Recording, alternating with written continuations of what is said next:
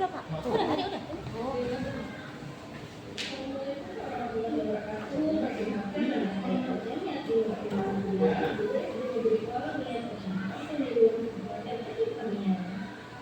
Di Negeri Torangian merupakan SD yang berada di Desa Kampung Selamat, Kecamatan Tenggulun, Kabupaten Aceh Tamiang. Saat pembelajaran berlangsung, seringkali peserta didik tanpa acuh, tidak fokus, bahkan terlihat bermain bersama teman-temannya. Seringkali pembelajaran yang berpusat kepada guru mengakibatkan siswa yang kurang aktif dan tidak terampil dalam menjawab soal, bahkan malas menjawab soal. Hal ini berdampak pada tujuan pembelajaran yang belum tercapai dengan sepenuhnya. Dalam hal ini, saya tertantang untuk menggunakan pembelajaran yang lebih berpusat kepada peserta didik, menggunakan strategi yang menarik sehingga peserta didik menjadi termotivasi dalam belajar dan mengembangkan keterampilannya. Ada beberapa tantangan yang saya hadapi dalam mengatasi yang terjadi, mulai dari peserta didik yang beragam latar belakangnya, kurangnya pemahaman saya dalam memfasilitasi peserta didik dengan menyamaratakan peserta didik, pembelajaran yang saya lakukan belum berpusat pada peserta didik, dan peserta didik belum termotivasi untuk mengikuti proses pembelajaran yang saya lakukan. Langkah awal yang saya lakukan untuk menghadapi tantangan dari permasalahan yang terjadi di kegiatan pembelajaran kelas 4, yaitu berdiskusi dengan rekan sejawat yang memiliki beberapa peserta didik yang tergolong dengan anak berkebutuhan khusus. Pastinya beliau lebih memahami perbedaan latar belakang peserta didik di kelasnya. Dengan berdiskusi kepada rekan sejawat yang memiliki anak ABK, tentunya akan menambah pengetahuan saya dalam melihat karakteristik anak yang beragam di dalam kelas.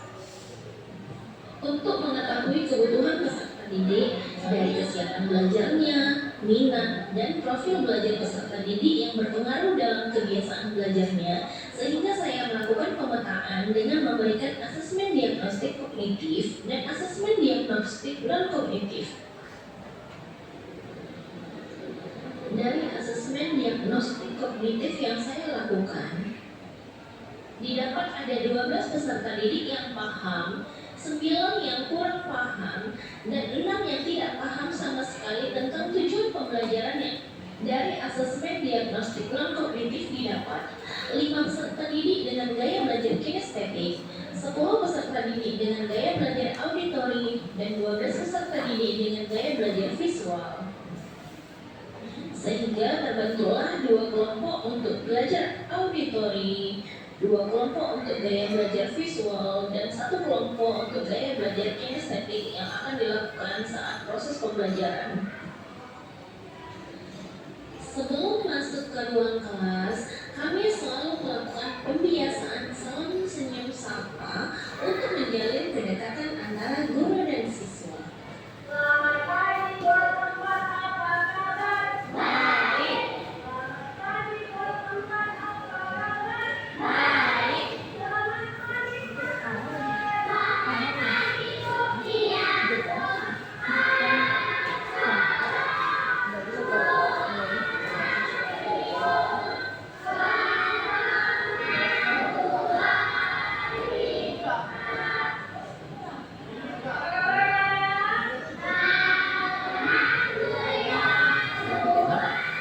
Menjalin kedekatan kepada siswa dan menanyakan ketidakhadiran beberapa siswa pada pembelajaran kali ini.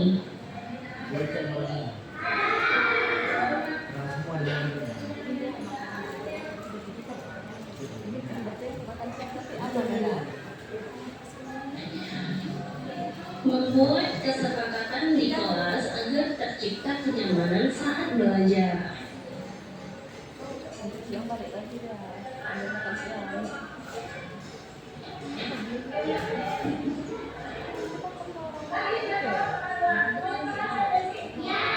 Menyampaikan tujuan pembelajaran agar siswa-siswi dapat mengerti apa yang akan dicapai pada pembelajaran kali ini.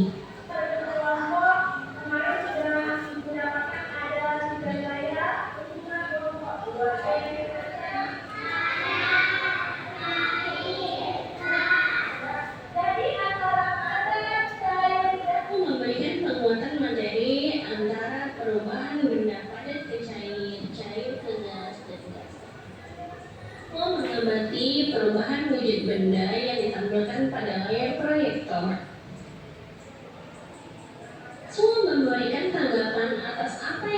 diamati dan guru mengapresiasi apa yang telah diamati oleh siswa dengan memberikan tepuk tangan.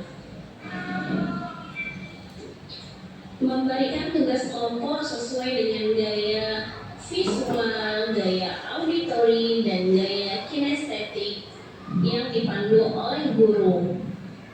Untuk kelompok kinestetik, mereka ditugaskan untuk menggunting, menempel benda-benda yang telah disajikan ke dalam kelompok-kelompok perubahan wujud benda.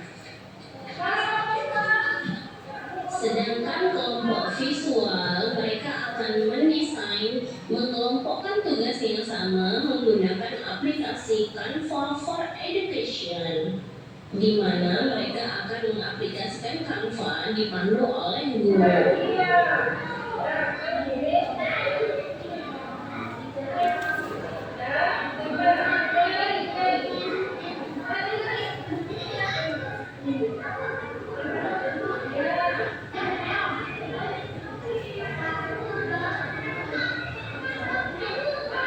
Untuk kelompok auditori, mereka akan merekam suara mereka tentang materi perubahan wujud benda.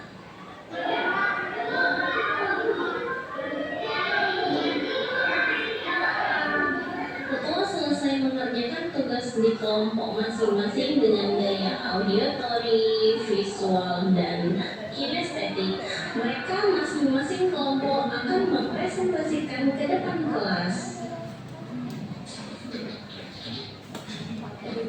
Presentasi ini bertujuan untuk membangkitkan kemandirian, kerja kelompok, kolaborasi, dan percaya diri antara siswa satu dan siswa lainnya di dalam kelompok. Dengan tampil di depan, mereka akan lebih percaya diri untuk berbicara di depan teman-temannya. Kelompok lain, mereka akan menanggapi hasil yang telah dipresentasikan temannya.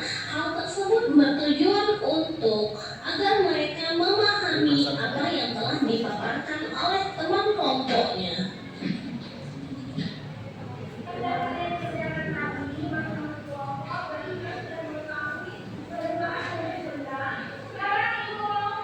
Setelah mereka memaparkan hasil diskusi dan pengerjaan proyek mereka, guru memberikan lembar evaluasi untuk melihat sejauh mana pemahaman yang mereka dapatkan dari pembelajaran tersebut. Setelah melakukan evaluasi, guru melakukan refleksi atas pembelajaran yang telah berlangsung dan memberikan motivasi kepada anak. Dari praktik baik yang saya lakukan, ternyata berdampak baik pula pada diri saya, peserta didik, dan juga teman sejawat. Dilihat dari peserta didik yang lebih aktif dengan inovasi pembelajaran yang saya lakukan, juga teman sejawat yang telah dapat menjadi fasilitator dalam pembelajaran, sehingga pembelajaran telah berpusat kepada peserta didik, dan guru sudah tampak terampil menggunakan media ajar berbasis digital. Dari pembelajaran berdiferensiasi ini, saya menyadari setiap anak memiliki keunikan dan keistimewaan dengan karakter yang berbeda-beda. Demikianlah praktik baik yang saya lakukan. Semoga dapat meningkatkan kompetensi pada diri saya dan teman sejawat. Wassalamualaikum warahmatullahi wabarakatuh. Biasa.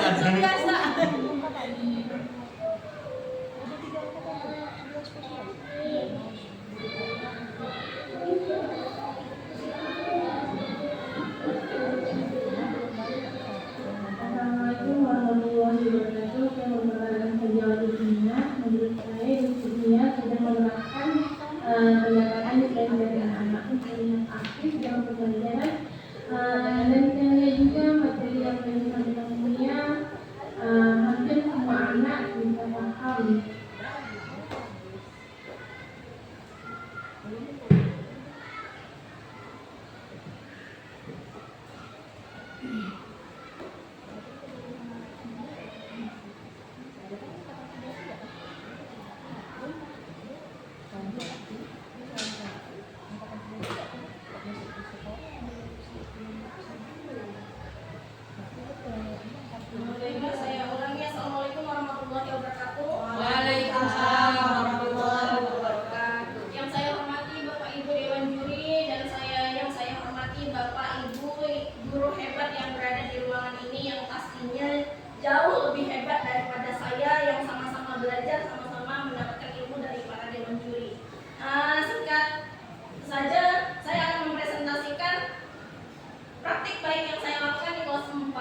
Judul menerapkan pembelajaran berdiferensiasi untuk meningkatkan motivasi belajar peserta didik melalui pembelajaran yang berpusat pada peserta didik.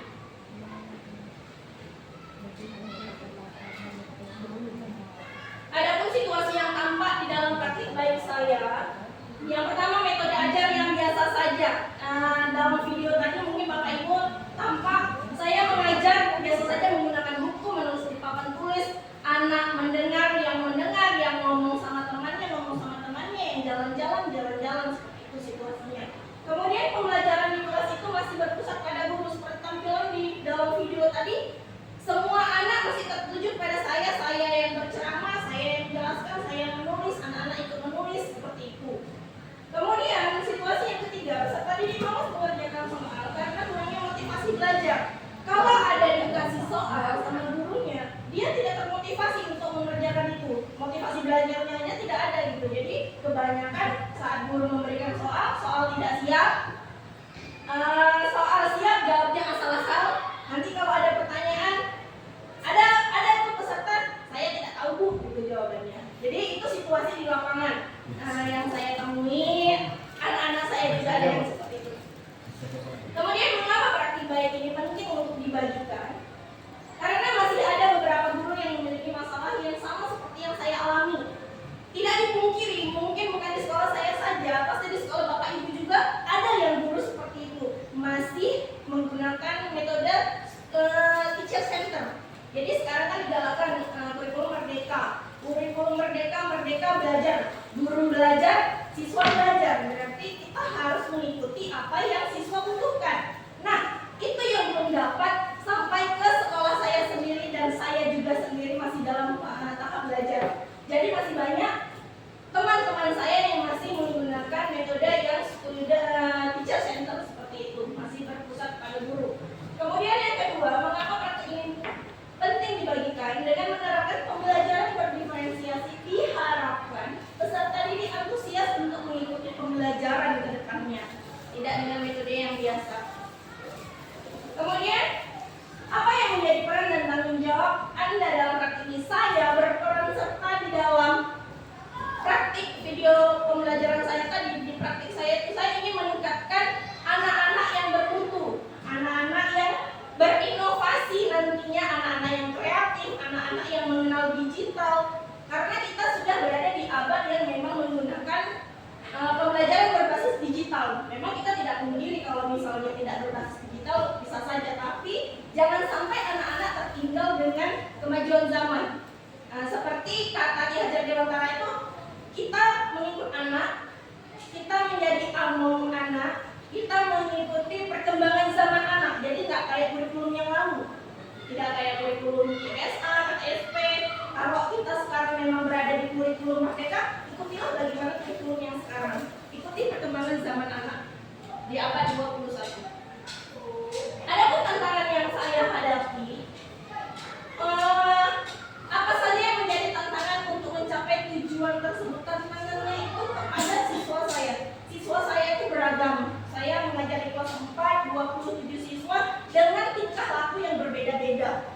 Ada anak yang diam, sama seperti mungkin kelas-kelas lain juga pasti ada anak diam. Ada anak yang aktif, yang Masya Allah. Ada yang malas menulis. Ada yang, Bu, tulis lagi lah Bu, lagi lah menulis. Beragam-ragam karakternya. Itu tantangan untuk saya, bagaimana bisa memberikan pembelajaran yang semua dapat tujuan yang sama dengan karakter yang berbeda-beda. Kemudian siapa saja yang terlibat di sini? Karena saya menggunakan pembelajaran berdiferensiasi di dalam kelas saya melibatkan seluruh anak yang ada di kelas 4. Aksi yang saya lakukan berdiskusi dengan rekan sejawat. Kenapa saya berdiskusi dengan rekan sejawat? Karena teman saya ada 2 kelas, kelas 1 sekarang udah naik kelas 2, dulunya kelas 3, sekarang udah naik kelas 4 anaknya. Jadi di kelas 1 itu, seperti tampilan tadi, ada anak ABK, anak berkebutuhan khusus. Sebenarnya saya kemarin mau bilang, tidak ada anak normal. Kalau ada anak khusus berarti ada anak umum namanya, gitu. Nggak boleh lagi ada penyebutan, karena kemarin saya ikut juga pelatihan anak berkebutuhan khusus. Jadi penyebutannya itu anak umum dan anak khusus. Tidak ada lagi anak normal. Ini nanti terjatuh anak tidak normal.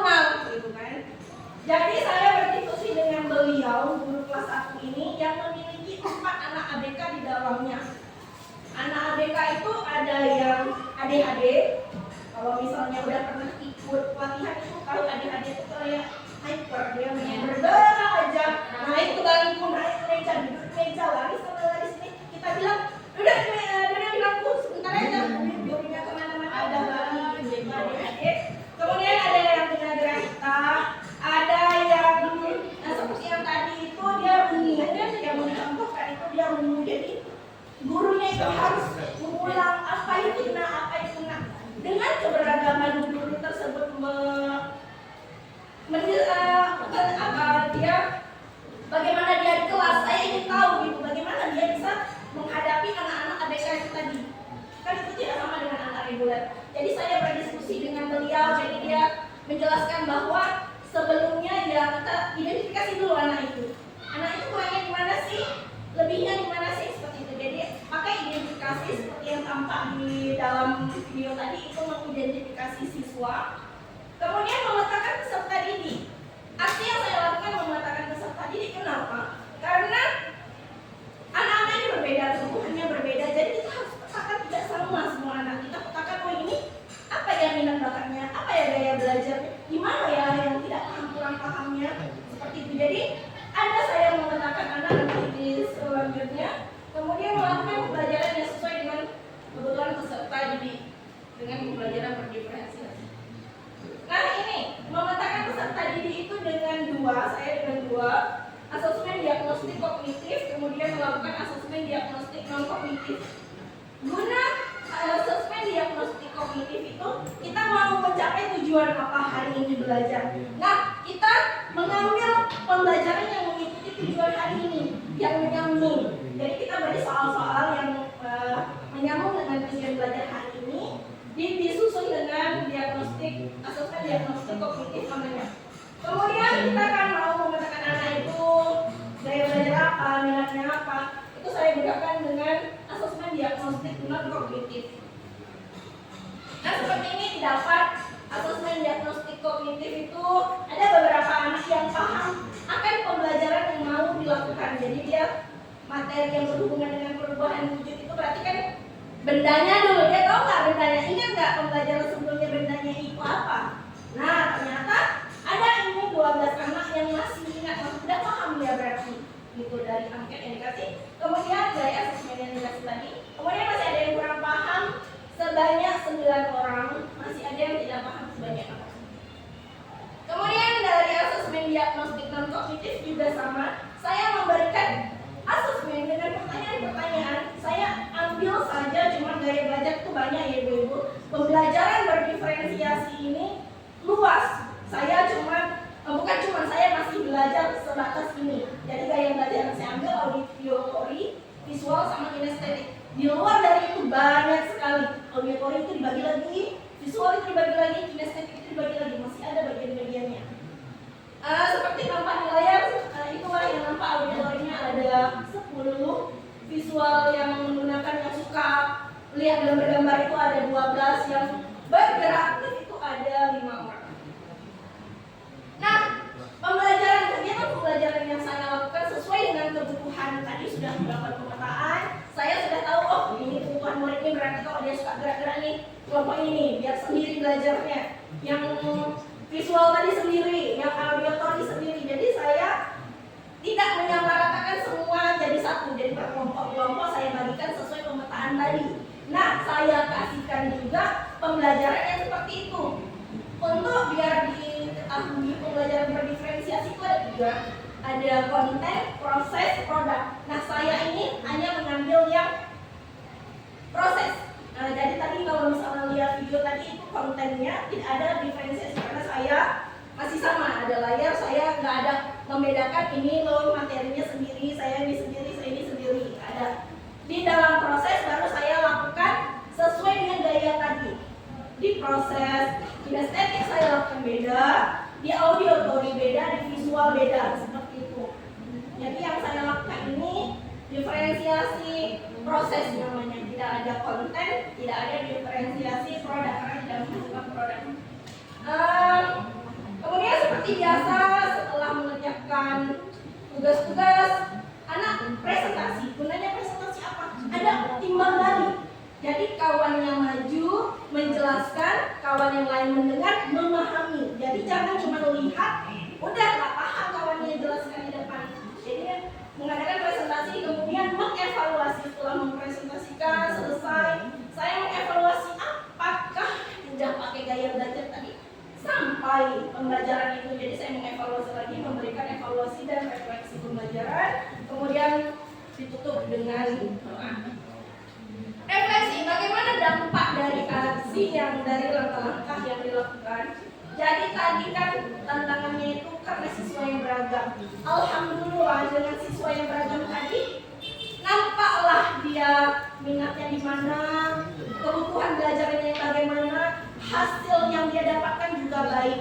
Semuanya aktif, antusias dalam belajar. Dilihat dari tampilan tadi yang visual pakai Canva, sangat senang mereka.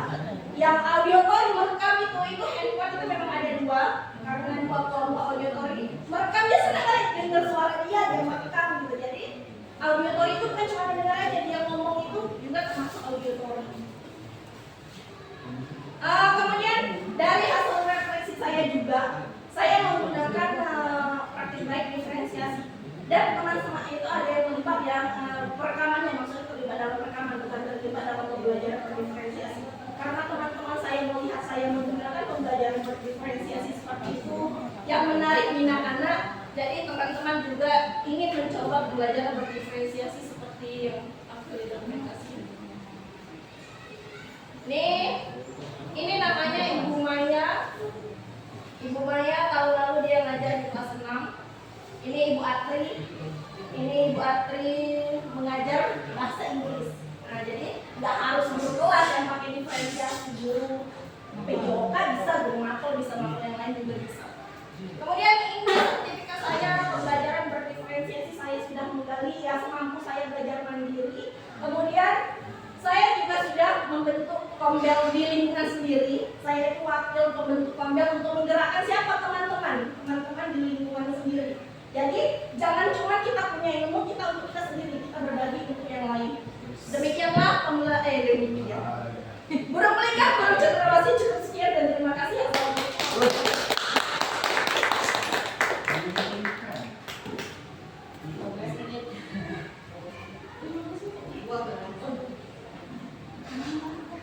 Kepada pengumuman balik Assalamualaikum warahmatullahi wabarakatuh. Waalaikumsalam warahmatullahi wabarakatuh. Masya Allah sekali ya, dari hasil video tadi potensi pemaparan juga. Kan saya kagum loh Pak. Maksudnya ini mungkin luar biasa bagi saya. Maksudnya dalam pembelajaran berdiferensiasi ini nampak kelompok tadi visualnya, audionya maupun kinestesiknya. Mungkin ini bisa menjadi pelajaran bagi pribadi diri saya untuk bisa mencontohkan nantinya pada pembelajaran seperti yang dunia nanti. Ya, mungkin hanya itu dari saya. Assalamualaikum warahmatullahi wabarakatuh. Waalaikumsalam warahmatullahi wabarakatuh. Niati bukakan naskah. Belajar lah, biar mulus, biar pandai.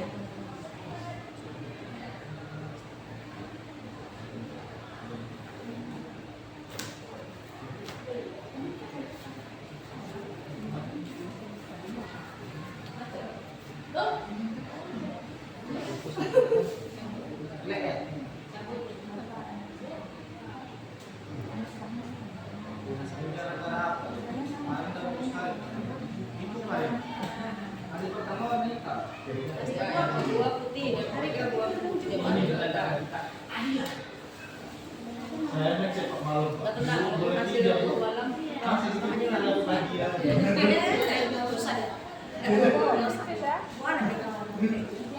Tapi itu untuk pagi deh.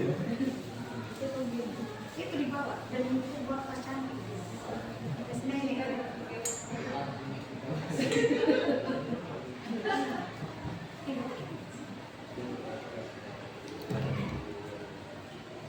Saya itu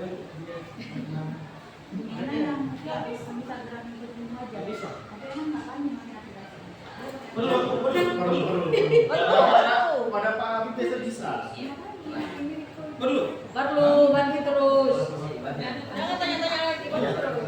Weh, transportasi kita ada ya? Udah dibilang baru tahu.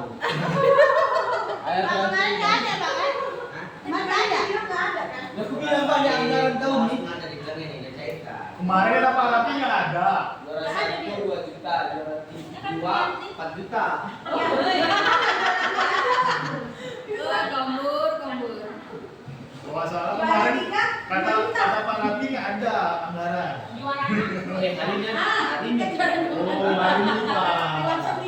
Kemarin kata Pak Rapi nggak ada kan? Sampai makan apa kabar ini? Berapa orang yang bertanya?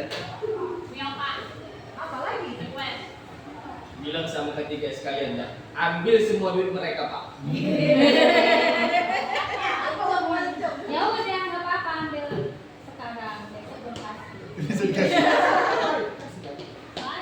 Belum kan? Belum kasih. Udah lah, jangan bahas lagi. Udah lah Pak Rapi, sedih nanti.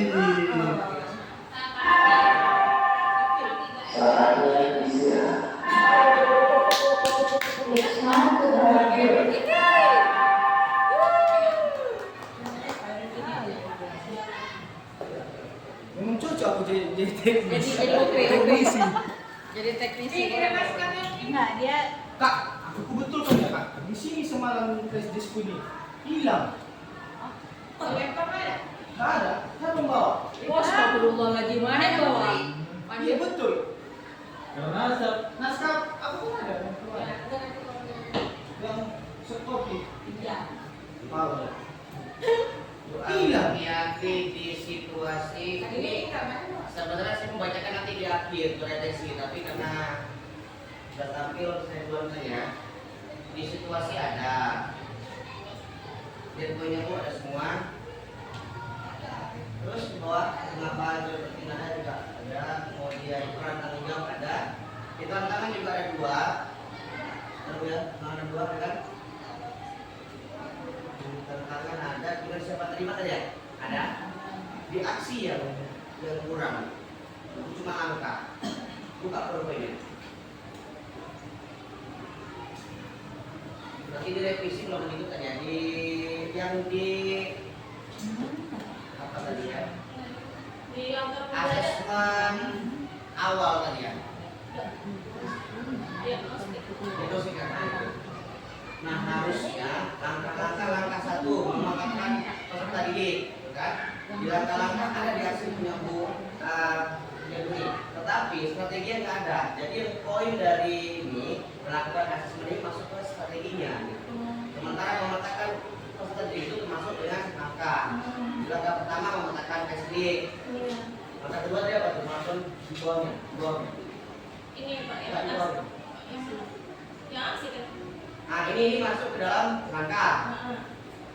Kemudian bawahnya set bawahnya. Nah ini diuraikan lagi di strategi nanti maksudnya di naskah. Lakukan asesmen bagaimana uraikan. Kemudian melakukan diagnosis nanti gimana uraikan. Juga yang bawah tadi. Jadi di aksi nggak ada strateginya, nggak ada yang terlibat dan nggak ada sumber daya. Di aksi, di refleksi juga naskah. Di refleksi cuma satu juga. Refleksi cuma satu, analisa efektif enggak ya? Enggak ada. Ya, kemudian faktor enggak ada, akibatnya apa enggak ada.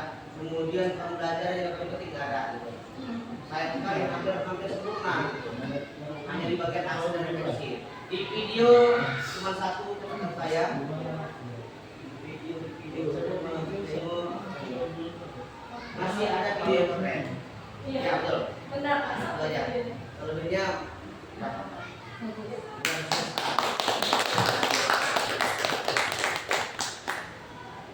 Ya, paling yang di komentar yang memang kita lihat sendiri bagus ya. Ya cuma itu tadi memang jangan memaksakan diri untuk mengambil UTMCS itu harus kejadiannya jalan dalam satu kegiatan.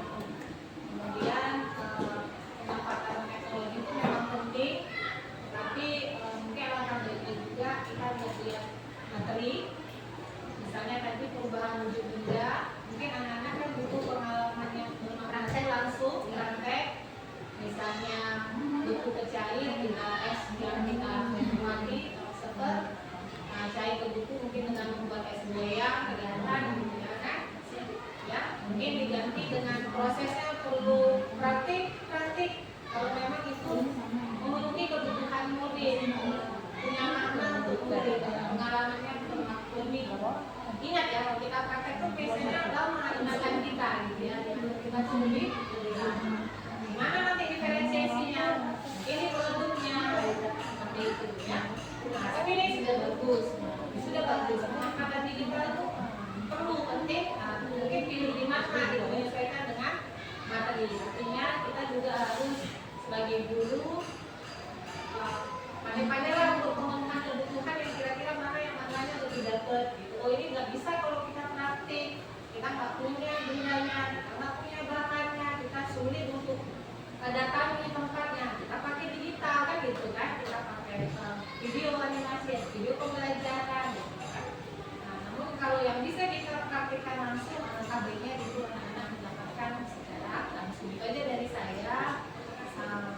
Untuk ini sudah bagus, semangat terus, Mia ya, tampilannya dan semuanya. Untuk tangan dulu untuk Ada teman-teman ada yang ingin bertanya menanggapi kritik saran saya terima. Terima kasih kepada Bapak Ibu Dewan Juri, masukannya merupakan pembelajaran untuk saya ke depannya lebih baik lagi. Saya akan merecovery diri saya untuk lebih belajar lagi seperti itu. Saya juga belajar dari Bapak Ibu sekalian, di mana dari hari pertama sampai hari ini banyak pembelajaran yang saya dapatkan. Sekian video presentasi yang saya tampilkan. Assalamualaikum warahmatullahi wabarakatuh. Waalaikumsalam warahmatullahi wabarakatuh. Semangat. Closing. Akhir. Satu lagi. Alhamdulillah ya Allah. Kalau deh. Mario, kira dia. Berarti Pak Mariano nggak ikut ya Pak? Dia bilang semalam begini, satu video aku belum siap, Pi. Tinggal video mana? Aku tak tahu nama aku masuk. Tidak pernah Bilang udah pada kumpul lah bang. Jadi ini baca nggak ini? Kalau habis ini baca tadi ya. Habis. Telepon Pak. Tertinggi nilai dia bu di tes.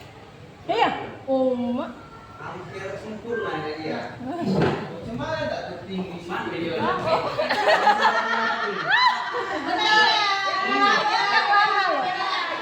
Kan lama loh Pak di situ Pak, berapa jam?